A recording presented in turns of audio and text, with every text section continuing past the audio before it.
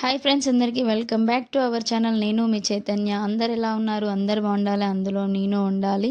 ముందుగా మన వీడియో చూసే ముందైతే కొత్తగా చూస్తున్న వాళ్ళు ఛానల్ని సబ్స్క్రైబ్ చేసుకోండి, పక్కనున్న బెల్ ఐకాన్ ప్రెస్ చేయండి. అలాగే వీడియో మొత్తం చూసాక ఎలా ఉందనేది కామెంట్ బాక్స్లో కామెంట్ చేయండి. వీలుంటే షేర్ చేయండి, లైక్ చేయండి. ఇంకా మనం వీడియోలోకి వెళ్తే ఎక్కడికి వెళ్తున్నామంటే ఈరోజు వేములకొండ లక్ష్మీ నరసింహస్వామి ఆలయానికి అయితే వెళ్తున్నాం అనమాట. చూస్తున్నారు కదా, మనకు కనిపిస్తుంది ఆ కొండపైనే ఉంటుంది. అక్కడ మనం ముందు నుంచి వస్తే మంచి రోడ్ ఉంది, కానీ మేమైతే బ్యాక్ సైడ్ నుంచి వెళ్తున్నాము. ఆటో వెళ్తున్న దారిలోనే మేము వెనకాల వెళ్తున్నాము. ఈ రోడ్డు కొంచెం కచ్చులుగా కానీ చాలా మలకలుగా ఉంది అన్నమాట. బండి పైకి వెళ్తున్నంతసేపు నాకైతే కొంచెం భయంగా అనిపించింది, ఎందుకంటే మట్టి రోడ్డు కదా. మధ్యలోకి వెళ్ళిన తర్వాత అయితే ఇంకా మంచి రోడ్డు అయితే యాడ్ అవుతుంది. ఇలా వెళ్ళాలి, ముందు నుంచి వస్తే ఈ రోడ్డు వస్తుంది అనమాట. మేము వెనక నుంచి వచ్చాం కాబట్టి మట్టి రోడ్డు మనకు కనిపిస్తుంది కదా, అదే వేములకొండ గుట్ట అనమాట. నేను ఎప్పుడో చిన్నప్పుడు వెళ్ళిన, మళ్ళీ చాలా ఇయర్స్ తర్వాత ఇప్పుడు వెళ్తున్నాను అనమాట. మనమైతే కొండపైకి ఎక్కగానే అంటే కొంచెం మధ్యలో కొండపైకి ఎక్కుతుంటే ఎంత పెద్ద విగ్రహం ఆంజనేయ స్వామి విగ్రహం అయితే కనిపిస్తుంది. కారు వెళ్తుంది కదా, అక్కడ దిగే దారి అనమాట. మేము వచ్చిన దారి నుంచి ఇటు దిగొచ్చు, అటు దిగొచ్చు. ఇంకా పైకి వెళ్తూ ఉంటే ఇంకా కింద కూడా కొన్ని టెంపుల్స్ ఉన్నాయి. ఇంకా టైం లేకుండే ఆ టెంపుల్స్ అని కవర్ చేయడానికి. కానీ పైకి వెళ్ళిన తర్వాత వ్యూ మాత్రం సూపర్ అంటే సూపర్. పైనుంచి చూస్తే మాత్రము గ్రీన్ గార్డెన్ లాగా పచ్చటి పొలాలు, తాటి చెట్లు అయితే సూపర్గా ఉన్నాయి. అంత ఎత్తు నుంచి చూస్తే అవి చిన్నగా ఒక స్క్వేర్ లాగా కనిపిస్తున్నాయి అన్నమాట. మొత్తం కొండపై వరకైతే బండ్లు అయితే వెళ్తాయి. మొత్తం అంటే కొంచెం దూరంలో, ఒక కొంచెం అంటే చాలా దగ్గర దూరంలోనే అనమాట. ఇంకా మొత్తం కొండ మీదకి ఎక్కిన తర్వాత వ్యూ చూడండి, నిజంగా చాలా బాగున్నాయి. అన్ని స్క్వేర్ పొలాలు, సూపర్ అంటే సూపర్ ఉంది లొకేషన్ అంతా. మరి మీలో ఎంతమందికి తెలుసు వేములకొండ గుట్ట? మీరు ఎవరైనా వచ్చారా? వస్తే కామెంట్ బాక్స్లో కామెంట్ చేయండి. స్వయంభూ లక్ష్మీ నరసింహస్వామి ఇక్కడ విశిష్టత ఏంటి అంటే, మత్స్యావతారంగా ఎందుకు వెలిసాడు అంటే, అప్పటి కాలంలో మునులు తపస్సు చేస్తుంటే రాక్షసులు వచ్చి వాళ్ళ తపస్సుని భంగం చేయడానికి అడ్డుపడుతూ ఉంటే, వాళ్ళు విష్ణుమూర్తిని వేడుకుంటే విష్ణుమూర్తి మత్స్యావతారంగా వచ్చి వాళ్ళని ఏమంటారు, వాళ్ళని నాశనం చేసేసి మునులకి కాపలగా ఉండి ఇక్కడే నిలిచిపోయాడంట. ఇదైతే నాకు పెద్దవాళ్ళు చెప్తే విన్నదే, మనకెప్పటో ఆనాటి కాలంది కాబట్టి. ఇంకా ఇక్కడ ప్రత్యేకత ఏంటి అంటే, ప్రతి ఒక్క చేపకి గుండంలో విష్ణునామాలు ఉంటాయి, ఖచ్చితంగా కనిపిస్తాయి మనకి. అవి మనం ఏమైనా తినడానికి ఆహారం వేస్తే తలపైన మంచి ఇట్లా 3 నామాలు కనిపిస్తాయి అన్నమాట. ఇంకొకటి స్పెషల్ ఏంటి అంటే, స్వామివారి ఆలయం గర్భగుడిలో నుంచి అక్కడ పాదాల దగ్గర నుంచి నీళ్లు వచ్చి కోనేరులో పడుతూ ఉంటాయి, గుండులో నుంచి అనమాట. ఇక్కడ మత్స్యావతారంగా కూడా గుండుకే వెలిసిండు స్వామి. అక్కడి నుంచి నీళ్ళ ధార కోనేరులో పడుతుంది.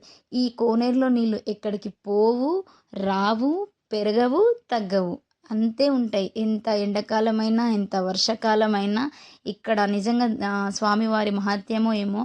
అందులో ఉన్న చేపలు కూడా అందరికీ డౌట్ వస్తుంది, ఇంకా చేపలు ఎన్ని పెరగడం లేదా అని చెప్పి. చూడడానికి నీళ్ళు మాత్రము గ్రీన్ కలర్లో కనిపిస్తాయి, కానీ ఆ నీళ్ళకున్న మహత్యం అసలు చెప్పలేము. ఇంకా చాలామంది ఇప్పటికీ ఆ నీళ్ళ మీద నమ్మకం ఉన్నవాళ్ళు మాత్రం ఆ కోనేరులో స్నానాలు చేసుకొని ఇంకా బాటిళ్ళల్లో తీసుకెళ్ళి పొలాలల్లో ఇంట్లో చల్లుకోవడం, ఎవరి నమ్మకం వాళ్ళది. మేము చిన్నగా ఉన్నప్పటి నుంచి చూస్తున్నాం కదా. ఎక్కడున్న ఉగ్ర నరసింహస్వామి మన కోరికలో న్యాయం ఉండాలి, కానీ తప్పకుండా నెరవేరుస్తారు. చూడండి, మనం ఎక్కడైనా వెళ్తే గర్భగుడిని వీడియో తీయనియరు, కానీ ఇక్కడ అలా ఏం లేదు. చాలా ప్రశాంతంగా దర్శనం చేసుకోవచ్చు. హడావుడి అనేదే ఉండదు. ఎక్కడైనా టెంపుల్కి వెళ్తే మాత్రం తోసేయడం హడావుడి ఉంటుంది, ఇక్కడ అలాంటిది ఏమీ లేదు. చాలా ప్రశాంతంగా దర్శనం చేసుకోవచ్చు అనమాట. ఇంకొక విషయం ఏంటి అంటే, ఈ కోనేరులో ఉన్న చేపలని అప్పటి కాలంలో ఒక వేటగాడు వచ్చి, ఇన్ని చేపలు ఉన్నాయి, దీన్ని పట్టుకెళ్ళి కూర వండుకోవాలని చెప్పేసి అయితే చేపలను ఇంటికి తీసుకెళ్ళి వాటిని మంచిగా చేసుకొని కూర వండుకొని ఉన్నారంట. తిందాము అనే టైంకి ప్లేట్లో అన్నం పెట్టుకొని కూర వేసుకుంటే ఆ కూర అంతా రక్తంగా మారిపోయిందంట. ఆయన భయపడి మళ్ళీ తెలుసుకొని తప్పైంది స్వామి అని తీసుకొని ఆ రక్తాన్ని తీసుకొచ్చి ఆ గుండంలో కలిపితే మళ్ళీ యథావిధిగా చేపలుగా మారిపోయినాయంట. నిజంగా ఎంత ప్రత్యేకత కదా. గుడి మాత్రం చాలా బాగుంటుంది. వీలైతే ఒకసారి వచ్చి ఎవరైనా చూడకపోతే మన ఛానల్ వీడియో చూడండి, వీలైతే దేవుణ్ణి కూడా దర్శించుకోండి. మరి వీడియో నచ్చితే లైక్ చేయండి, ఎలా ఉందనేది కామెంట్ బాక్స్లో కామెంట్ చేయండి. మరిన్ని మంచి మంచి వీడియోల కోసం సబ్స్క్రైబ్ చేయడం అయితే అస్సలు మర్చిపోవద్దు. మేము కొండపైకి ఎక్కిన తర్వాత మీకు అక్కడ మట్టి రోడ్డు కనిపిస్తుంది కదా, ఆ దారినే అనమాట మేము వచ్చిందనమాట. మలకలు మలకలు మలకలుగా ఉంది కదా, అక్కడ నామాలు ఉంది కనిపిస్తుంది కదా. ఇక్కడ మొత్తం 3 కొండలు, వీటి పేర్లు అయితే నాకు తెలీదు. 3 కొండలకి 3 పేర్లుగా ఉన్నాయి. ఈ గుడి వచ్చేసి యాదాద్రి భువనగిరి జిల్లా. ఈ వేములకొండ అనే పేరు ఎలా వచ్చింది? ఊరు పేరు అయితే గ్రామము వెంకటాపురం అంట. వెంకటాపురం నుంచి వేములకొండగా మారిపోయింది. ఎందుకంటే స్వామివారు కొండపైన వెలిసాడు కాబట్టి వేములకొండ ఆలయం. యాదగిరి గుట్ట కంటే పెద్దగా ఉంటుంది, చాలా అంటే చాలా పెద్దగా ఉంటుంది. మేమైతే చిన్నగా ఉన్నప్పుడు స్టెప్స్ మించి ఎక్కలేక మస్తు అలసిపోయేవాళ్ళం. చూడండి ఎంత దగ్గరగా మనకు గుడి పైన గోపురం మనకి ఇంత కనిపిస్తుందో, అంటే మనకు కిందికి ఉంటుంది దేవాలయము, మనం గుండు పైన హైట్లో మనం బ్యాక్ సైడ్ ఇదంతా మనకి గుండం కూడా చాలా పెద్దగా ఉంటుంది. కొంచెం ప్లేస్ వరకే స్నానాలకి హలో ఉంది. గుడి ముందు అన్ని చేపలే ఉంటాయి అన్నమాట. ఇక్కడ సైడ్ రావు. ఎవరైనా భక్తులు వచ్చిన వాళ్ళు ఇంకా ఇక్కడ సైడ్ స్నానాలు చేసుకోవాల్సిందే. ఇంకా అన్నీ దేవుడి చేపలే ఉంటాయి. ప్రతి ఒక్క చేపకి నామాలు అయితే ఖచ్చితంగా కనిపిస్తాయి అన్నమాట. నిజంగా ఎంత విశిష్టతో కదా, ఎక్కడ మీరు విని ఉండరు, చూసి ఉండరు. కానీ ఇక్కడ స్వయంభూ లక్ష్మీ నరసింహస్వామి ఆలయం. ఈ నీళ్ళని తీసుకెళ్లి పంట పొలాలలో, ఇంటి మీద, దర్శించుకోండి. ఇంకా ఆరోగ్యం కోసం వీడియో నచ్చితే లైక్ తాగుతుంటారు. చేయండి, మరి వీడియో ఎలా సబ్స్క్రైబ్ ఉందో ప్లీజ్.